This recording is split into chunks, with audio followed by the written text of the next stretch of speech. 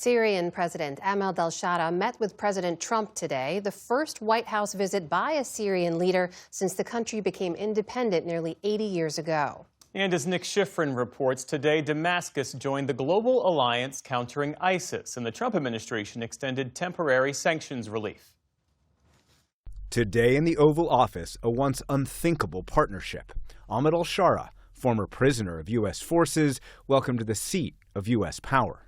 His path from warrior to the West Wing praised again today by President Trump. We want to see Syria become a country that's very successful, and I think this leader can do it. I really do. I think this leader can do it. And people said he's had a rough past. We've all had rough pasts.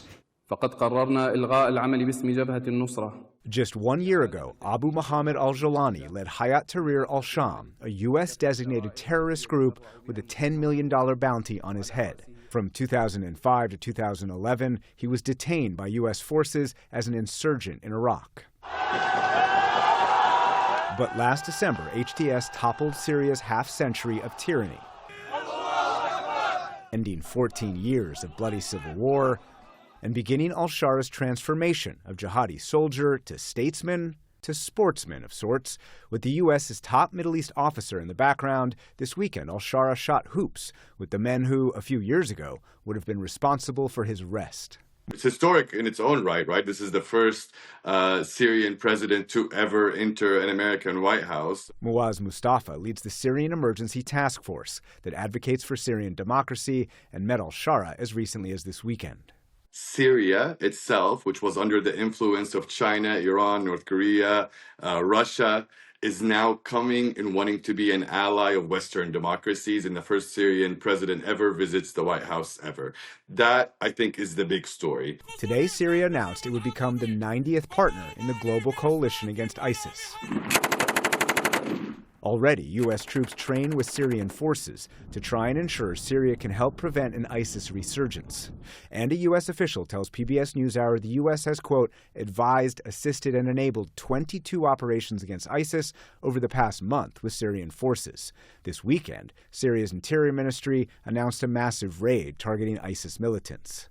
And Syria enables U.S. airstrikes. This year, the U.S. military has targeted an ISIS or al-Qaeda leader in Syria at least 8 times. These joint counter-terror, counter-ISIS, sometimes counter-Al-Qaeda operations are ongoing and have been successful. But they've been going on kind of under the table in a way. Today, both the U.S. military and the Syrians will have the tools, the ability to publicly and privately work and coordinate on counter-terror operations. But what is not being announced today, the repeal of punishing sanctions on Syria known as the Caesar Act, imposed against Bashar al-Assad for waging a war of brutality and torture against his own people.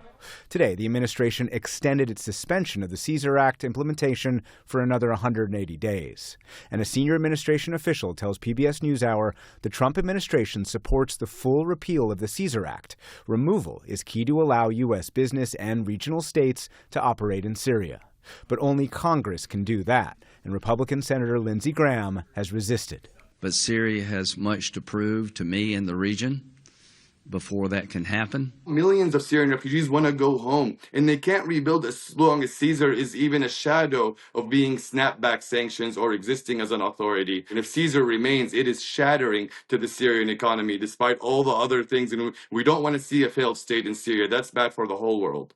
Also not announced today, a de-escalation agreement with Israel, whose soldiers continue to occupy strategically important land in southern Syria after a series of airstrikes on Syrian military and government targets. The goal here is to, if anything, stop the bombardment and the incursions that have happened by the Israelis. And he also did say that this would open the door for a permanent peace with Israel in the long term. There is also no peace yet inside parts of Syria. Bedouin in the south accuse the government of committing violence and making sectarian clashes worse. Syria's Christians blame the government for failing to protect them. Kurds in the north are worried about government pressure. And former ruling Shiite Alawites accuse government forces of a sectarian massacre.